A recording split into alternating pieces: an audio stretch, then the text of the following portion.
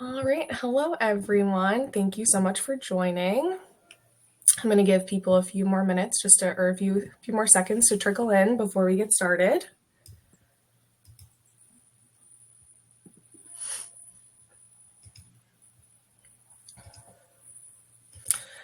Okay, great. Let's jump into it.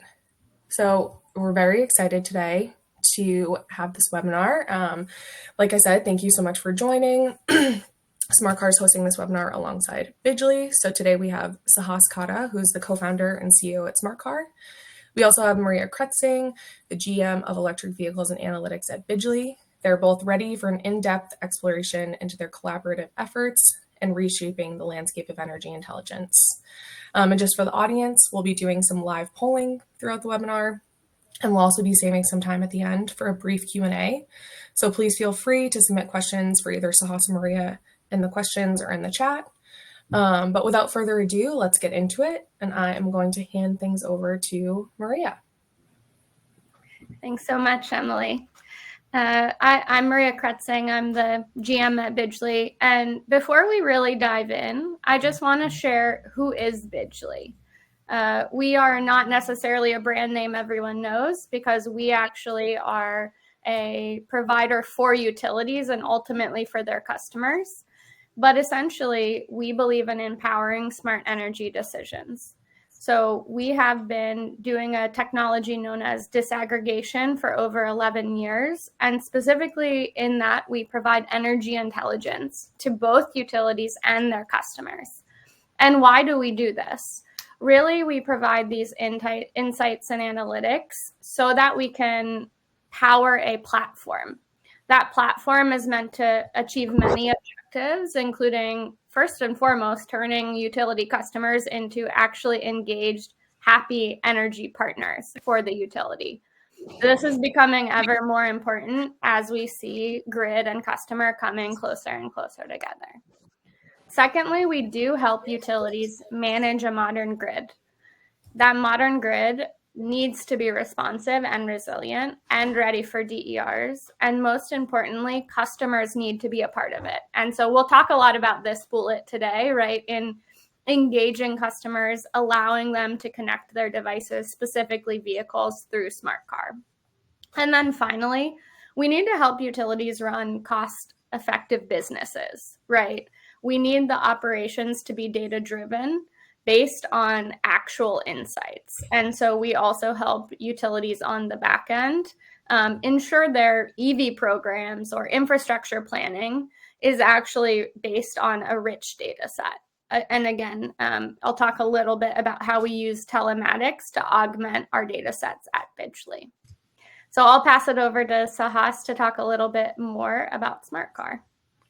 Thanks, Maria. It's great to be here. Thanks, everyone, for joining in. I know it's the holidays, but this is an important problem to be solving. EVs are coming, and the energy transition is happening. There's no time to pause, so it's good to get connected and talk about how we're going to make this transition smoother. Just a quick introduction. My name is Sahas. I'm one of the co-founders at Smartcar. For those that are not familiar, Smartcar is a developer platform. We sit between all sorts of really exciting app developers and companies and the car manufacturers that app developers are trying to integrate with.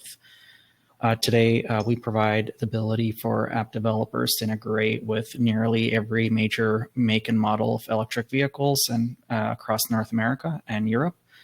And today we work with a wide variety of partners in the energy sector, including companies like Bidgely, to be able to help manage and operate programs on behalf of utilities to operate time of use programs, demand response programs very quickly and easily.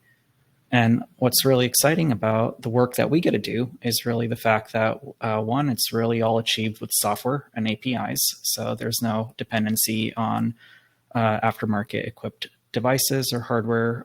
You don't need any special EVSE chargers or equipment either, but rather these APIs are, it's possible to now take advantage of the technology that's already in the car out of the box. And that means without any hardware accessories, companies like Bidgely now can get a car's battery level, its charging status, adjust its charge control, set its amperage, and do a lot of really exciting things all through software-based APIs. And in today's session, I think we've got a lot to cover, but there's a lot of questions that are emerging, as with any new technology, about the benefits, but also what are some of the new concerns or worries that may emerge as you take advantage of new technologies that both consumers, utilities, and others are just not yet fully familiar with. And with that, I'll hand it back over to, I think, Emily.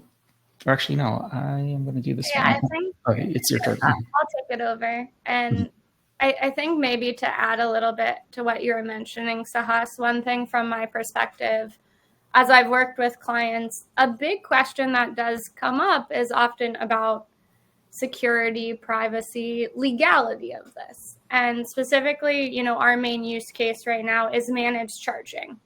And what managed charging is, for anyone who doesn't know, is that connection to the vehicle and really the intent to stop or start or behaviorally nudge a customer so that they shift their charging to optimal times, so that a utility can really manage their grid effectively and prevent EV charging from taking place during those coincident peaks. With that being said, everyone acknowledges really like telematics are so nice for this purpose, because it's not just relying on the EVSC, as you mentioned. It's actually, you can see the vehicle wherever it goes, and you have that added level of intelligence. You're able to see actually the battery status and intelligently help the customer reach that optimal status in the optimal times. Now, something I get asked a lot is, you use Smartcar, why don't you work with the OEMs? And from my perspective, one source for all of this data is incredibly helpful. And it's actually far more efficient than having, these multiple partnerships. But then they also ask, well, does Smartcar work with the OEMs? And, how do the OEMs feel about this? So Sahas, I'm curious, why don't you need to work directly with the OEMs to connect to the vehicles? Yeah, great question. So maybe just to build on that problem statement as a starting point, it's not just one or two integrations you need to build to integrate with 37 or 39 different car manufacturers. It's actually hundreds of integrations. And the reason for that is every car brand often has multiple generations of telematics systems that each use different identity platforms and API systems. And even by geography, sometimes they may have different telematics or API systems. So even within a specific car brand, you may have two different product lines, each of which have different integrations that you need to build and maintain. Then generationally, they may have a new model that just came along that also has now a completely different system. So before you know it, just even for one car brand, you might be maintaining 3 or 4 or 5 different integrations just to make that work with your customers who have older vehicles, newer vehicles, and every model within that particular brand. So now to answer your question around working with OEMs, the first thing I think it's important to understand is that there is a pretty large aftermarket ecosystem industry already that's vibrant in the market today. In the US alone, it's a $20 billion market for aftermarket hardware and software services. This spans everything from dash cameras, phone mounts, navigation systems, Bluetooth accessories, FM transmitters, OBD dongles, fleet GPS tracking devices, and there's just so much more. The reality is most of these companies in all of these sectors who build these products and services do not need to receive permission from a car manufacturer to build, manufacture, or sell or market the products that they make. So, and even if you take a step outside of automotive for a moment, I think it's great to kind of look at parallels. If you're deciding to make your own case for an iPhone, you don't need Apple's permission to get the specifications of for a case, manufacture it, and market it. Same way if you decide to manufacture your own Bluetooth speaker, you don't need the permission of every device manufacturer that it integrates with or their endorsement to do so. It's pretty common practice in the industry to build compatible or interoperable products and services within every sector, including vehicles, for decades now. But with that being said, there is a significant value, in our opinion, with collaborating with OEMs.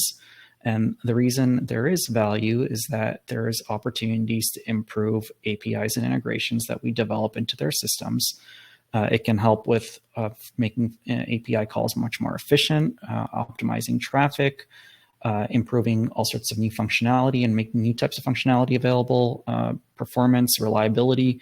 There's a lot more you can achieve when you do collaborate with OEMs. And as a result, Smartcar has taken a hybrid approach where in some areas we've built integrations independently. And in other areas, as the volume of vehicles is getting larger, we've invested significant efforts to collaborate with OEMs to optimize and improve integrations. That's fantastic. And I definitely agree. I think one thing that frequently comes up in the utility space is there's complex problems, and ultimately a utility also would struggle to integrate with every single OEM, and really they often need one platform. However, the value of partnerships is huge because with such a complex problem, we really need multiple entities to come together in order to solve it. So that is great to hear that you're really evangelizing partnerships to advance the space. One other question I'm just curious about, it's also frequently asked, and you're describing other instances where, again, other companies design things for the customer in mind. In this case, is the customer fully in control? Do they own the data? Or is there any claim of the OEM to the data? Yeah, great question. So I think there's often confusion around what the word data encompasses depending on who you're talking to. So I think it's important to clarify that for this conversation to kind of dispel any confusion or misconceptions around it. There's a huge movement right now around consumer rights and access to your own data, whether it's in vehicles or any other product or service you use. And when we talk about data, it means the data that you create or generate. It does not mean the software that you're licensing or own a copy of. So let's talk about that in a couple scenarios, just to kind of paint a picture. You may buy a Canon DSLR. You own that camera. It's yours. You have a license to the software that runs on it, but that you can't resell it. That's not you can't go make copies of it and resell it. But when it comes to the photo that you create on that camera, that's entirely your intellectual property. You have the right to do what you want with that IP. And you have a reasonable expectation of privacy around it as well, that that photo belongs to you. And if no one should see it, it should be your prerogative and your choice. And even if we step aside from hardware, we talk about software services. If you have a license to Microsoft Office 365, you're licensing their software. You don't own their software, you're licensing it. But the book that you wrote in Microsoft Word, that's your intellectual property.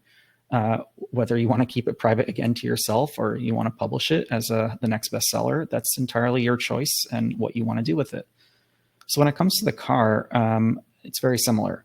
You may have purchased your own vehicle, you own it, and there's a reasonable expectation around where you've driven, how much you've driven, who you drove with, what's the mileage on your car, what's your battery's range, what's your odometer reading, when do you charge, how much have you charged. This type of information belongs to the vehicle owner, and it's a vehicle owner's choice to be able to access this information. And if he or she chooses to do so, export it or connect it or bring it into the products and services that they choose to use. And there's often still misconceptions around this area. And it's because it's a new category that's emerging. But if we follow how parallels have played out in practically every other market, we see that this is headed in the same direction. And now there's actually regulatory protections emerging for it as well. When we look at the United States, many states, including Massachusetts, Maine, and others, have passed right to repair laws that essentially state that telematics data, it belongs to the vehicle owner and they have the right to access it and use it in the way that they please. And in Europe, we now seen a regulation like the EU Digital Markets Act and the EU Data Act that is coming early next year that further reaffirms these protections around consumer rights to ensure that they have access to their own information from their car and have the ability to choose what they want to do with it and have a reasonable expectation of interoperability and portability around it too. That's great to hear. And I think from our perspective, it's really exciting to see that policy progress and really protect the rights of customers. And just ensure, again, that they have a reasonable ability to leverage not just the vehicle, but also the data that goes along with it in the way that they want to. One question then with that, right, is now, again, we hit on that really OEMs are working with you and tend to be collaborative, or the car manufacturers. But say there is a car manufacturer that, for whatever reason, was not willing to collaborate. Is there a means that they have to restrict the access? And aside from if it's legal, would they have that means, or can you touch a little bit on what you expect in terms of, could they change something or take away access as you know it today? Yeah, I think that's unfortunately the reality is the answer is yes. Car manufacturers do have certain means to restrict consumers from having the options and choices they want to have with their vehicle. We do think these, when decisions of this sort are made, they're either often made with kind of an intent to create anti-consumer or anti-competitive mindsets where they want to restrict consumers' options or choice. And unfortunately, this means that the folks that get hurt the most are actually the vehicle owners, as they can't use the products and services that they want to use with their own vehicle. And in reality, what we've actually seen is that in almost every ecosystem where openness or APIs have emerged, there's often been these common fears that open APIs and interoperability can harm businesses. But if we take a look at a parallel like the fintech industry, we actually see that 10 years ago, most people didn't really connect anything to their bank account. But fast forward to today, they have budgeting apps to send money to friends, split payments, automated saving accounts, all sorts of really innovative fintech products and services. And in the early years, a lot of the banks were fearful of all these integrations and APIs emerging. And some even claim that this may put banks out of business and destroy the entire industry. But now about 10 years have passed, the average person probably has multiple fintech apps connected to their bank account.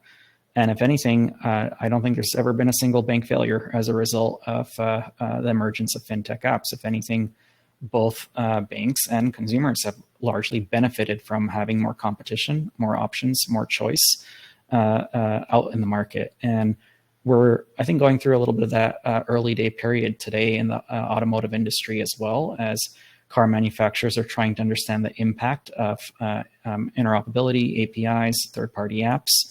But the arc of the universe will always bend towards, in our opinion, what consumers' rights are, and both the US and Europe often end up siding around consumers, and we do see that going the same direction here as well. Yeah, and I think from our perspective, just to add a note on even working with utilities, ultimately they do have objectives, right? We need to maintain the grid, have it reliable, have it resilient. But honestly, what we see is when customers do need something or, really desire some type of interaction, oftentimes it is important to accommodate and really think about that end customer. And I think automakers, vendors like Bidgely and Smartcar and others, as well as utilities, really need to be thinking in terms of, hey, we have this huge problem to solve.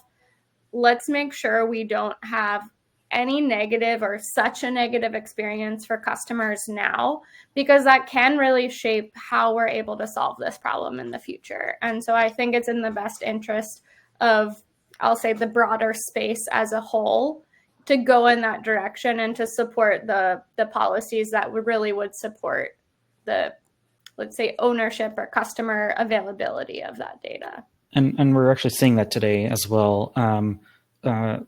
Programs that are in play already today with utilities. There are certain brands that we have integrated with, and there are still a few brands that we haven't yet gotten to.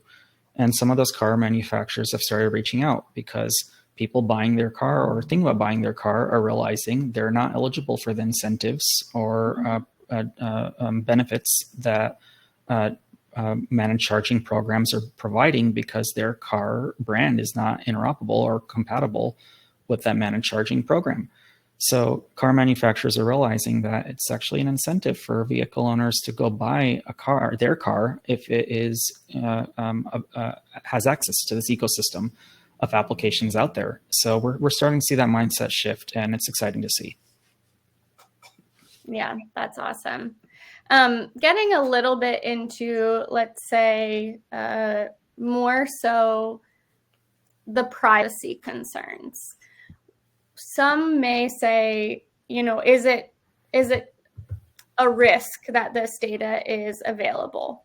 However, on my end, I've worked with you. I know the extent that you have rigorous testing and security in place. But can you just touch a little on the types of risks you've evaluated and how you are protecting against some, let's say, potential risks out there?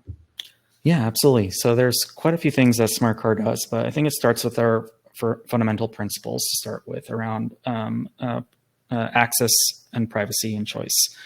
So Smartcar actually does not store any vehicle data. Mm-hmm. We have no vehicle locations, no battery levels, no charging statuses, no charging history, anything stored long-term in our infrastructure. We're largely a pass-through platform. So you may ask, like, what's our business model and what do we do? What we're solving is the challenge that companies and industries face, having to go build and then maintain hundreds of integrations that we were talking about earlier, rather than maybe having to build an engineering team of 30 or 40 engineers to solve this. You're able to utilize Smartcar's API technology to take advantage of the integrations that are pre-built and well-maintained and well-documented with SDKs and support. So when it comes to privacy, that's the first thing. The data belongs to the vehicle owner, and we're just enabling the vehicle owner to choose what apps they want to connect their own vehicle data to and pick the permissions that they choose to share with that particular application in a gated way. So for instance, if a consumer wants to share just their odometer with their insurer, they can do that without the insurer having access to their location. If someone wants to share just their charging status and their battery level with their utility without maybe giving location, they can again do that as well. Or there might be another app where they only want to share location, but not the ability to lock or unlock the doors or some other set of permissions. Mm-hmm. They again have the ability to do that. But taking a step back to answer your question around the whole kind of platform as a whole, there's a lot of work that we've done to make sure we have the certifications, programs in place to ensure what we're doing is safe and secure.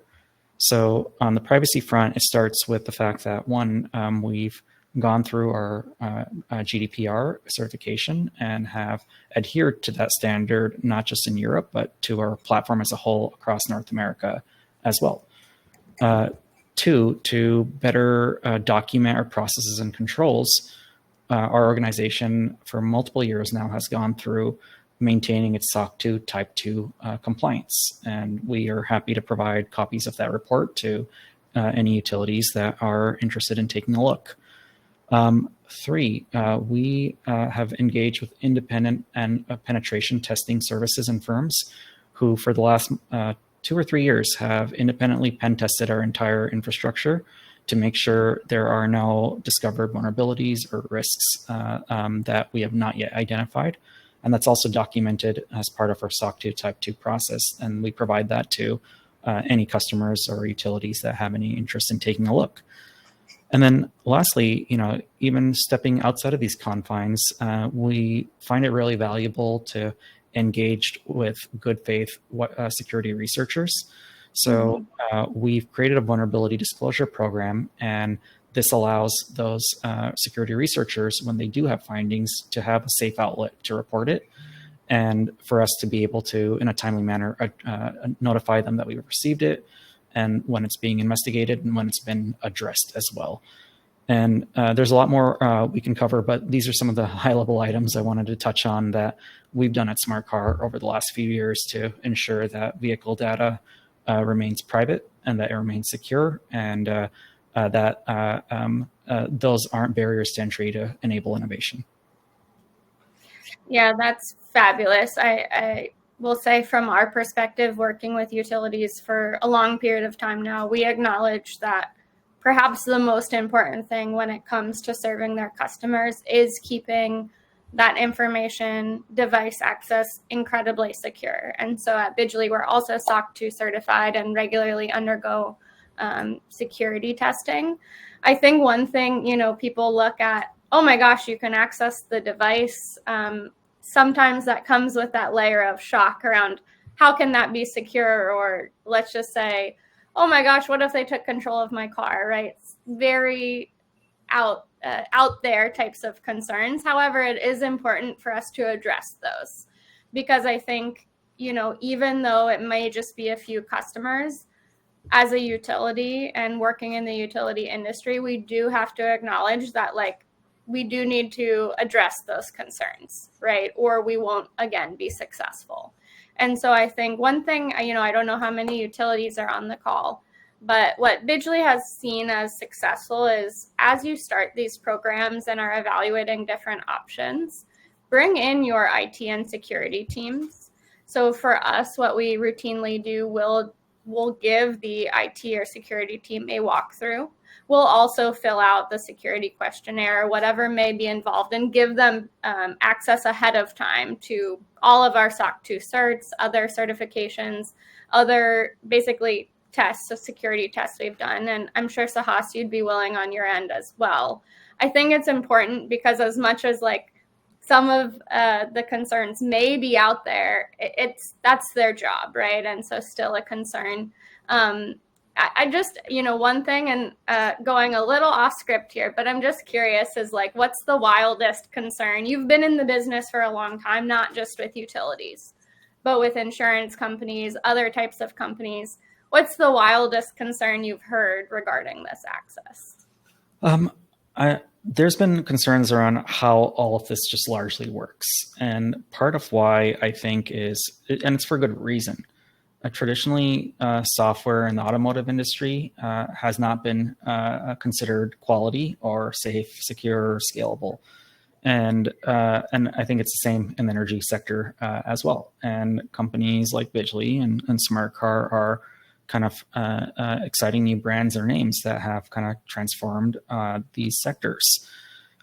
So to kind of give you some examples, we've seen even a decade ago, car manufacturers who may have had APIs that allowed anyone to access any type of data point from any car, often without HTTPS encryption, without multiple firewalls within their network infrastructure, without really having ongoingly maintained their cloud infrastructure with the latest updates or software patches.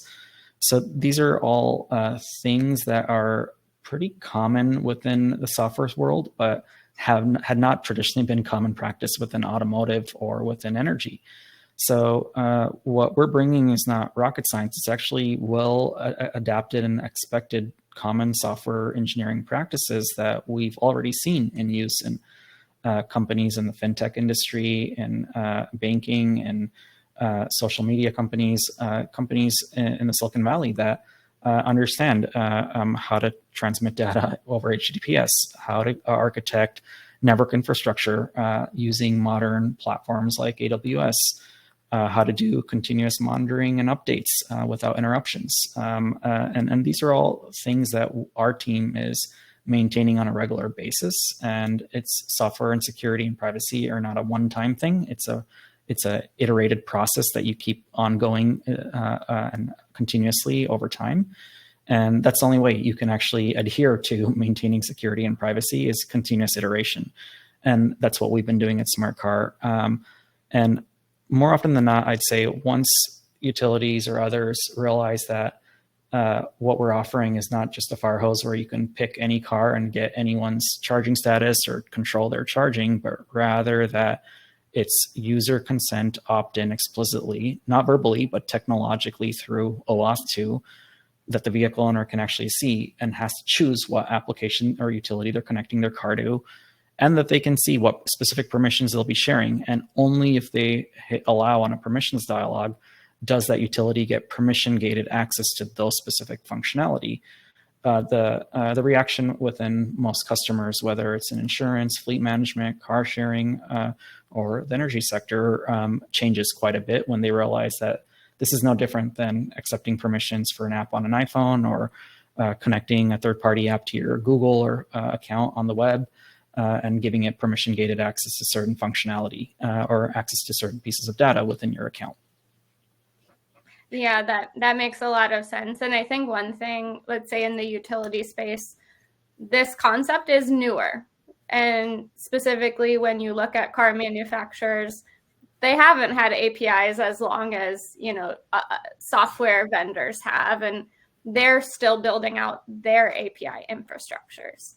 And so one thing I actually wanted to hit on is, what we've seen in this year actually is a lot of, I'll say, the more advanced manufacturers starting to open up the APIs, including Tesla is obviously one of the leaders in the space. Can you go back and share a little bit about, your work with some of the OEMs? And specifically, I think I saw a question is what is the reception of the OEMs? If you can just talk a bit about that, as what has their reception been? Any OEM that you have a story you can share with the audience. Yeah, I won't be able to talk about any specific partnerships at this moment, but I can talk about kind of broad themes that we've seen across different car manufacturers and brands. Car manufacturers have often thought about integrations and APIs as one-offs. Each year, they may allocate a budget and do one integration with one partner using a systems integrator. And that budget is then exhausted for that year, and there isn't really enough resources to integrate with the next vendor. And then the following year, they may have a new budget again, but they may not allocate budget to maintaining the integration or updating it. So it's often done in a traditional, old-fashioned way. So when it comes to the demands that are now emerging, what we're seeing is that car manufacturers are suddenly, I think my camera's having a quick issue here, but hopefully you guys can still hear me. But car manufacturers are suddenly seeing a massive amount of demand emerge from vehicle owners and businesses to integrate with or apps of all sorts. And they're not able to handle that demand because their teams are not equipped, nor do they have that technology. So they're excited about developer platforms like Smartcar, where they're able to now not just address one or two use cases or concerns with hand-selected partners every year, but are rather able to quickly provide a large amount of options and choice to their customers to pick any utility program, whether it be large or small, whether it's a co-op or whether it's a larger utility to participate in because of this openness. And ultimately, what car manufacturers are realizing is that it's not just the hardware specs of the car that differentiate their brand and their vehicle from others, but it's also that ecosystem of apps and services that are available with it. And if you're a car manufacturer that doesn't provide your customers with all of this ecosystem of apps and services, that vehicle owner, the next time it comes around and buying a car, is probably going to pick a different manufacturer.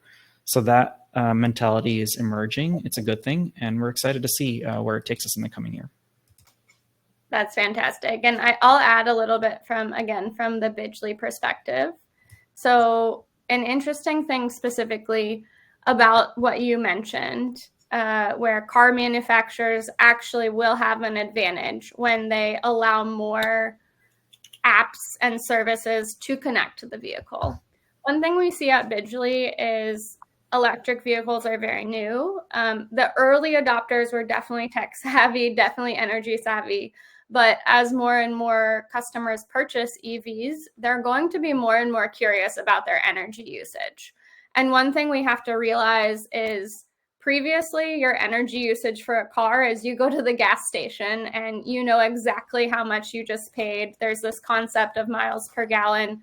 That's very common in our linguistics today. Everyone knows, oh, my car gets 17 miles per gallon. I pay $4 a gallon for gas. Now, as customers are transitioning to using electricity for cars, there's not quite the same equivalent for, I get miles per kilowatt hour. That is there, but most people wouldn't refer to it like that. And what they end up seeing is oftentimes, if they're charging at home, is their electricity bill. And they might not immediately connect the dots that like, oh, I actually spent $50 on my electricity bill for my electric vehicle. They just see my electricity bill just increase substantially, and they may not know why. And so one thing where I see an advantage for car manufacturers is this is not just a car, it's an energy device that's a part of their home energy orchestration and their bill from the utility. And so we shouldn't treat it as just a one-off or we can do the things same as we've always done them, but rather it becomes a touch point in the consumer's home energy journey.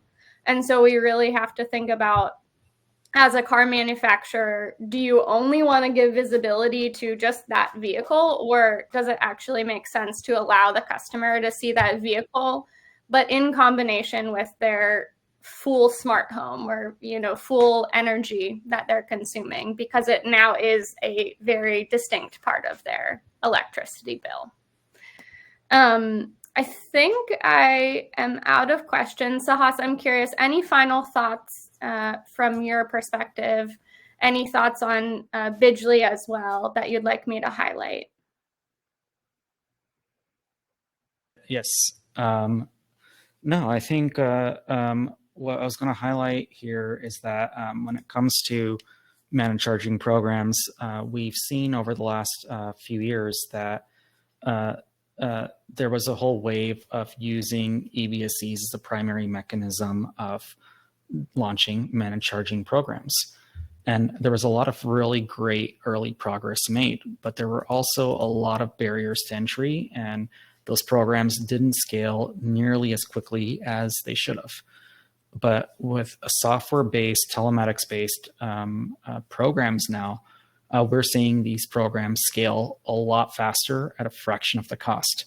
So the impact that we can make to actually enabling this energy transition to actually happen and better balance the grid and take advantage of grid flexibility today at a very attractive price point is something that we wouldn't have imagined was possible just 5 or 6 years ago.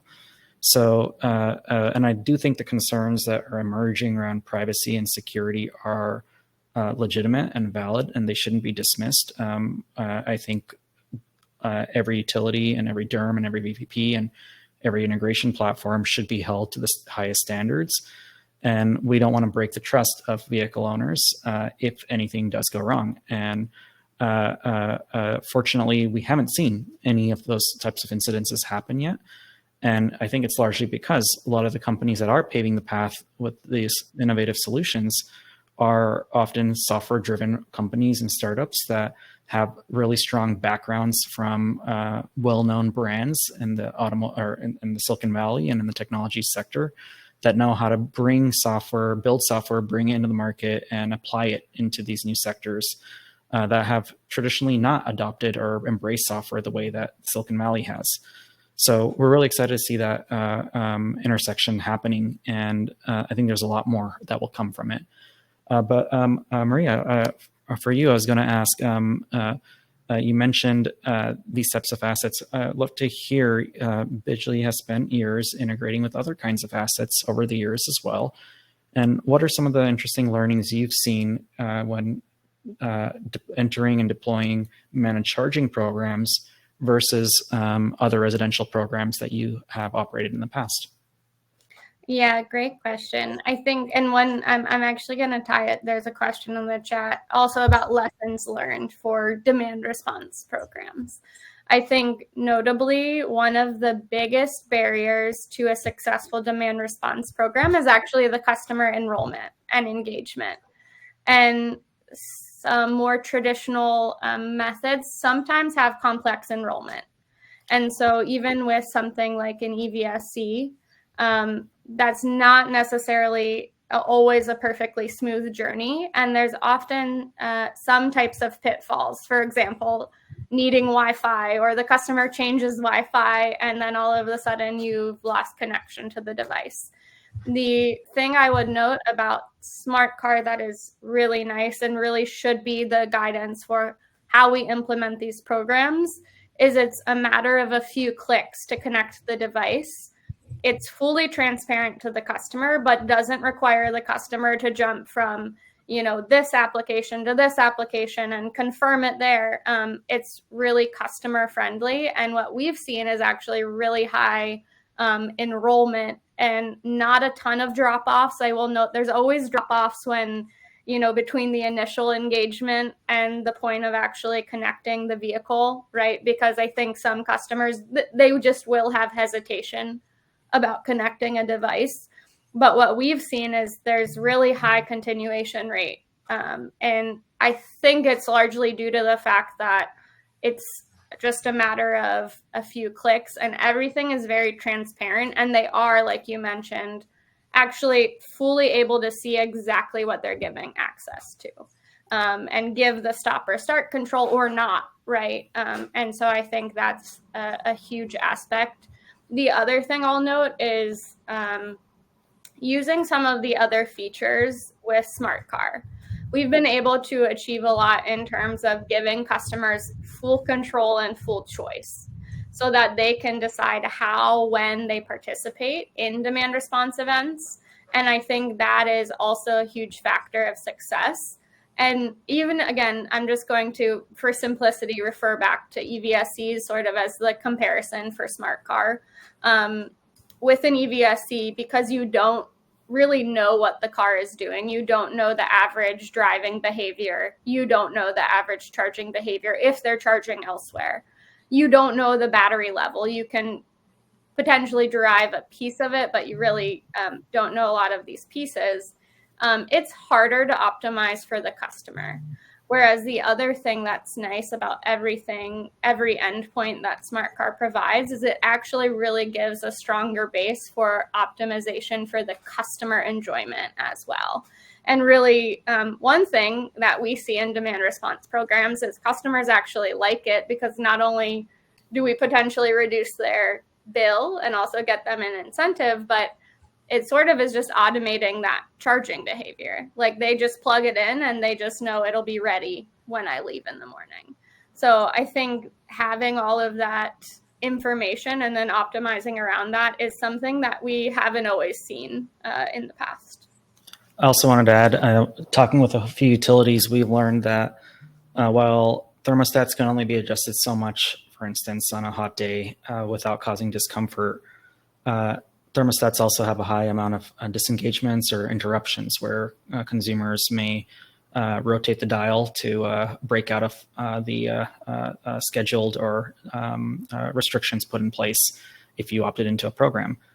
But with EVs, we're largely seeing almost no disengagements. And the reason is you can shift a car's charging to off-peak hours. And as long as it's charged typically by 7 a.m. or 8 a.m. in the morning, they're good to go. It doesn't require them to wear a jacket. It doesn't require them to grab a blanket or change their lifestyle or behavior in really any way whatsoever. So it's really a beautiful asset to be utilizing to solve these grid flexibility challenges. I also just saw another question pop in I wanted to address. We got a question about how we test vehicles and accessing over 39 different EV makes and models. How do you do testing on all of these? So great question. So again, it's not 39. It's actually a lot more. Within any car brand, pick a brand like Volkswagen, their ID4 is quite different than their Volkswagen e-Golf, or even within Tesla, the architecture has evolved from an original Tesla Model S to, let's say, maybe a new Model Y or Cybertruck today. The speed that their APIs perform at, the latencies, the responsive times. Some cars used to use 3G or 4G. Now they might be on 5G. There's a lot of variations. So one, Smartcar has invested in building a test fleet of vehicles. We can't possibly buy every single variation of every make and model, but we do have a budget for it. But because of the inherent nature of our platform and having over 10,000 app developers and having built this business now for nearly 8 or 9 years, nearly almost every variation of every make, model, and year has passed through our platform at some point. And as a result, we've been able to build a team that has been able to build logic for tracking errors, bugs, and issues and when variations or unusual circumstances emerge. So as a result, that's enabled us to get stronger and better at having integrations that are tested across almost every variation of every make, model, and year of vehicles across North America and Europe. And if you were to start building these integrations today, which you can even with a car manufacturer, you may have one vehicle of that manufacturer that your family member or you own. But you won't have every single other variation. And it's going to take a lot of work to go test and validate every single option on the market. And that's where technologies like Smartcar API can really help accelerate your go-to-market efforts and bring managed charging programs to launch much faster.